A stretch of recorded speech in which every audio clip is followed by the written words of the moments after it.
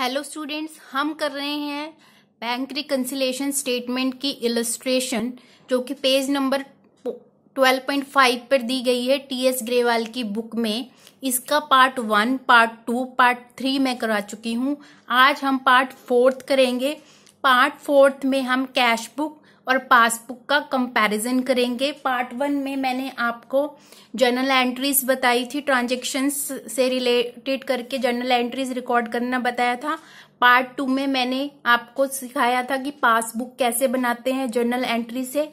Part 3 में मैंने आपको कैश बुक बनाना बताया था और आज पार्ट 4 में हम कैश बुक को पासबुक के साथ कंपेयर करेंगे। ठीक है, जब अकाउंटेंट को बैंक से पासबुक या बैंक स्टेटमेंट मिल जाती है बिजनेस ऑर्गेनाइजेशन की, तो वो क्या करता है, कैश बुक किसने बनाई है, बिजनेस ऑर्गेनाइजेशन ने। पासबुक किसने बनाई है, बैंक ने बनाई है। बैंक ने पासबुक जो है बिजनेस ऑर्गेनाइजेशन को प्रोवाइड कर दी। जब पासबुक बिजनेस ऑर्गेनाइजेशन को मिल जाएगी तो अकाउंटेंट क्या करता है, कैश बुक और पासबुक को कंपेयर करता है कि सारे आइटम्स जो हैं, जितने भी एंट्रीज कैश बुक के डेबिट साइड पे जो रिकॉर्डेड हैं वो टैली होनी चाहिए पासबुक में जितनी भी एंट्री हैं जो पासबुक के क्रेडिट साइड पे रिकॉर्डेड है। समझ में आया? मतलब कैश बुक की डेबिट साइड की एंट्रीज पासबुक की क्रेडिट साइड की एंट्रीज के साथ टैली होनी चाहिए। उसी तरह से कैश बुक की क्रेडिट साइड की एंट्रीज सभी पासबुक की डेबिट साइड की एंट्री से टैली होनी चाहिए। टैली कैसे करते हैं वो मैं अभी आपको सिखाती हूँ। ठीक है, अब यहां देखिए कैश बुक में सबसे पहले कैश बुक में क्या हो रहा है, 40,000 जो है हमने कैश बुक में दिखाया है। ठीक है, ये यहाँ पर डेबिट हो रहा है। ठीक है, और हमने क्या करना है, कैश बुक का जो आइटम डेबिट हो रहा है वो क्या होगा, पासबुक में क्रेडिट होगा। ये यहाँ पे डेबिट हो रहा है, यहाँ पर क्या हो गया, पासबुक में क्रेडिट हो गया। अब ये देखिए यहाँ पर जी जॉनसन एंड कंपनी 3500 से कैश बुक में क्या हो रही है, डेबिट हो रही है। पासबुक में क्या होनी चाहिए, क्रेडिट होनी चाहिए। जी जॉनसन एंड कंपनी क्या हो रही है, यहाँ पर क्रेडिट हो रही है। आगे नेक्स्ट देखिए, B Babu and company cash book में क्या हो रही है, डेबिट हो रही है 7600 से। पासबुक में क्या होनी चाहिए, क्रेडिट होनी चाहिए। बी बाबू एंड कंपनी क्या हो रही है, यहाँ पर यहाँ देखिए आप, क्रेडिट हो रही है। ठीक है, टू कैश 3000 डेबिट हो रहा है कैश बुक में। पासबुक में क्या होना चाहिए, क्रेडिट होना चाहिए। पासबुक में क्रेडिट हो रहा है ये। ठीक है, इसी तरह से जे राज एंड ब्रदर्स, ये क्या हो रहा है, डेबिट हो रहा है 4300 से। जे राज एंड ब्रदर्स यहां पर डेबिट हो रहा है तो पासबुक में क्या होगा, क्रेडिट होगा 4300। जे राज एंड सन्स 4300 क्रेडिट हो रहा है। एम मोहन एंड कंपनी 10,500 से डेबिट हो रहा है कैश बुक में। पासबुक में क्या होगा, क्रेडिट होगा। हाँ जी, यहां पर हम ये देखिए, ये वाली आइटम जो है टैली नहीं हुई। ठीक है, ये क्या है हमारा, फर्स्ट कॉजेज ऑफ डिफरेंस, ये हमने देख लिया, ये अनटिक्ड है हमारा। यहां पर कहीं पे भी 10,500 से क्रेडिट नहीं हुआ ना, ये हमारा causes of difference first find out हो गया है। ठीक है, इसको हम अभी नोट डाउन कर लेते हैं। ये क्या कॉजेज ऑफ डिफरेंस है हमारा, यहां पर क्या हुआ है, कैश जो है रिसीव हुआ है बैंक को कैश रिसीव हुआ है। किससे रिसीव हुआ है, एम मोहन एंड कंपनी से चेक रिसीव हुआ है। चेक रिसीव हुआ है ना, बैंक कॉलम है तो चेक रिसीव हुआ है। चेक रिसीव हुआ है एम मोहन एंड कंपनी से, बट बैंक में इसकी एंट्री नहीं है, बैंक ने इसको क्रेडिट नहीं किया है। ठीक है, बट हमने अपनी कैश बुक में यहाँ पर एंट्री रिकॉर्ड कर रखी है। तो ये कॉजेज ऑफ डिफरेंस हो गया। तो पहला कॉजेज ऑफ डिफरेंस हम यहाँ लिख रहे हैं, causes of difference. Causes of difference हम लिखेंगे cheque ₹10,500 deposited into bank by, किसने किया है, एम मोहन एंड कंपनी ने, बट नॉट क्रेडिटेड। क्रेडिट नहीं है ना इसमें, यहां डेबिट हो गया तो यहां क्रेडिट होना चाहिए था, यहां पे यहां क्रेडिट नहीं है, but not credited by bank. ये पहला हमारा कॉजेज ऑफ डिफरेंस आ गया। ठीक है, नेक्स्ट देखिए, to N Nandi and son. N Nandi and son 3400 से डेबिट हुआ कैश बुक में, यहां पे डेबिट हुआ है तो यहां क्रेडिट होना चाहिए। देखिए 3400 से कहीं क्रेडिट हो रहा है, नहीं हो रहा। ये नेक्स्ट हमारा क्या आ गया, कॉजेज ऑफ डिफरेंस। इसको भी सेम लिखेंगे, चेक ₹3400, यहाँ चेक रिसीव हुआ है ना बैंक को, रिसीव रूल क्या कहता है, डेबिट द रिसीवर। बैंक ने चेक रिसीव किया यहां पर। ठीक है, कैश बुक में तो एंट्री रिकॉर्ड हो गई, यहां चेक रिसीव हुआ, पर जब कैश बुक ने जब एन नंदी एंड सन ने जो चेक दिया बैंक को, कैश बुक में बिजनेस ऑर्गेनाइजेशन ने तो एंट्री कर दी। रूल क्या कहता है, debit the receiver, check receive हो गया था तो एंट्री रिकॉर्ड हो गई, पर बैंक ने उसे क्रेडिट नहीं किया है अभी। ठीक है, बिजनेस ऑर्गेनाइजेशन ने एन नंदी एंड सन ने जो है बैंक में चेक डिपॉजिट तो करवाया, पर बैंक ने क्रेडिट नहीं किया। Cheque ₹3400 deposited into bank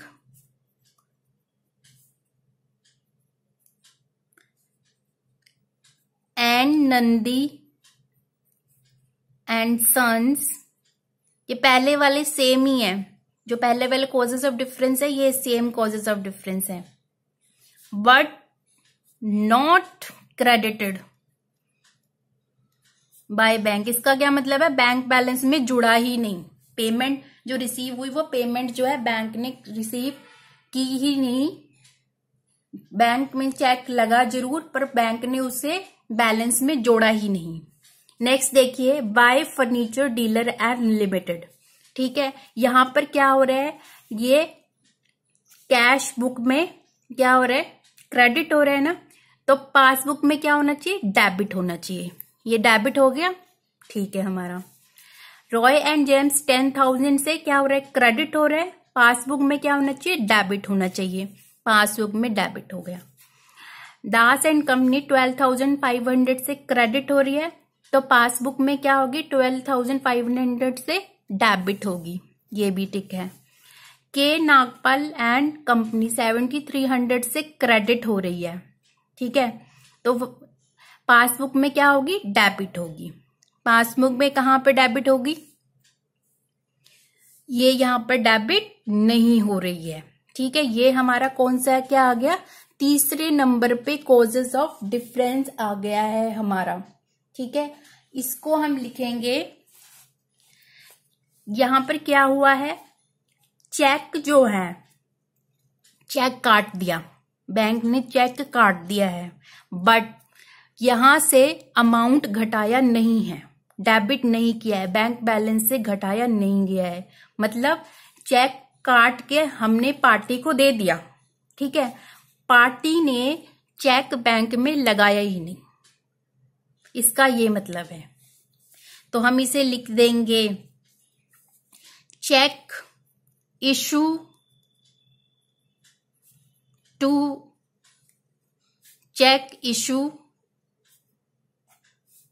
to के नागपाल एंड कंपनी ऑफ ₹, कितने का, 7,300 का। but not presented for payment by party। के नागपाल एंड कंपनी को हमने चेक तो दे दिया, अपनी बिजनेस ऑर्गेनाइजेशन की कैश बुक में एंट्री तो कर ली, पर के नागपाल एंड कंपनी ने क्या किया है, पेमेंट के लिए जो है चेक बैंक में लगाया ही नहीं है। ये हमारा थर्ड कॉजेज ऑफ डिफरेंस है। नेक्स्ट देखिए, बाय कैश। यहां पर 5,000 से कैश क्या हो रहा है, क्रेडिट हो रहा है। यहां पर क्या होना चाहिए, पासबुक में डेबिट होना चाहिए। हाँ जी, यहाँ बी बाबू एंड कंपनी 7,800 से क्रेडिट हो रही है, पासबुक में क्या होना चाहिए, डेबिट होनी चाहिए। तो पासबुक में ये डेबिट होनी चाहिए, पासबुक में डेबिट नहीं हो रही है। इसका क्या मतलब है, सेम मतलब है इसका कि बी बाबू एंड कंपनी को बिजनेस ऑर्गेनाइजेशन ने चेक काट के दे दिया, बट बी ऑर्गेनाइजेशन कंपनी ने पेमेंट के लिए चेक बैंक में लगाया ही नहीं है। पहले वाले थर्ड पॉइंट की तरह ये सेम है। चेक रुपीस कितने का है, 7,800, उसने पेमेंट के लिए लगाया नहीं, इसलिए बैंक ने पेमेंट की ही नहीं।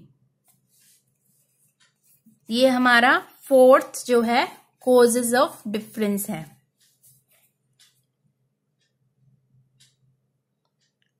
Check rupees 7,800 issued to B Babu and Company, sorry for disturbance, but not presented for payment by party। ठीक है, ये सेम हो गया। अब ये सारे हमने टैली कर लिए। अब यहां पे देखिए, जो आइटम टिक्ड है, ये टिक्ड है, ये टिक्ड है, ये टिक्ड है, ये टिक्ड है, ये टिक्ड है, ये टिक्ड है, ये टिक्ड है, ये टिक्ड है, ये टिक्ड है, ये टिक्ड है। कैश बुक तो सारी खत्म होगी।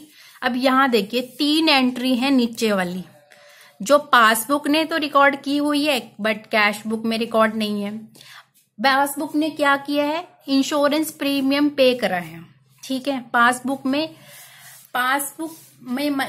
इंश्योरेंस प्रीमियम पे किसने किया है, बैंक ने किया है। बिजनेस ऑर्गेनाइजेशन की इंस्ट्रक्शंस पे इंश्योरेंस प्रीमियम जो है वो पे कर चुका है। अब इंश्योरेंस प्रीमियम के बारे में बिजनेस ऑर्गेनाइजेशन को कब पता चल रहा है, जब बैंक ने पासबुक जो है बैंक बिजनेस ऑर्गेनाइजेशन को प्रोवाइड की है।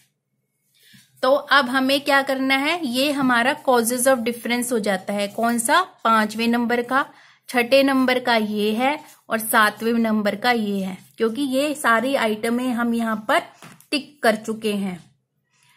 यहाँ पे कोई भी आइटम जो है अनटिक्ड नहीं है, बट पासबुक में ये 3 आइटम अनटिक्ड थी, ये सब टिक्ड हो चुकी हैं। चाहे तो आप चेक कर सकते हैं। अब हमें लिखना है 5वां causes of differences, insurance premium ₹2,500 paid by bank as per standing instruction but not recorded in cash book। इसी तरह बैंक चार्जेस भी बैंक ने क्या किया, डिडक्ट कर लिए, पर bank cash book business organisation को कब मिले पता चलेगा, जब बैंक स्टेटमेंट बैंक से मिलेगी। Bank charges ₹100 charge by the bank but not recorded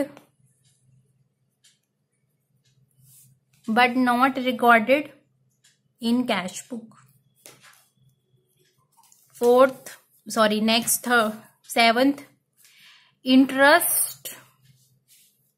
bank ने क्या किया, इंटरेस्ट जो है, इंटरेस्ट कलेक्ट कर लिया।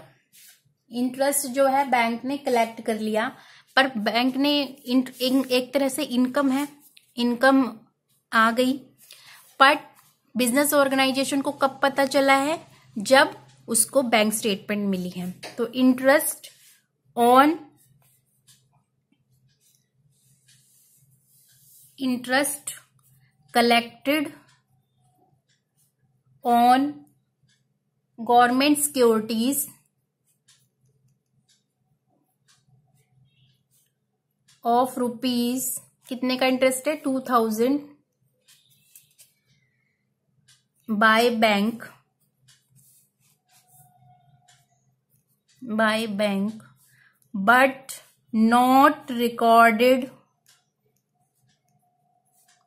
In cash book. ठीक है जी। यहां पे जो ये बैलेंस आया है ना पासबुक का रिकॉर्ड करने के बाद, जो मैंने आपको पार्ट 2 में बताया था, ये पार्ट 4 है, तो ये बैलेंस पॉजिटिव है, तो इसको हम बोलेंगे credit balance. Credit balance of passbook का क्रेडिट बैलेंस है ये। और अगर ये माइनस में आ जाता तो यहां पर क्या होता? Overdraft of passbook. ठीक है, क्योंकि ये पॉजिटिव है तो इसलिए ये क्या है? क्रेडिट बैलेंस है पासबुक का। ये आपको याद रखना है। मिलेंगे नेक्स्ट वीडियो में। Thank you so much.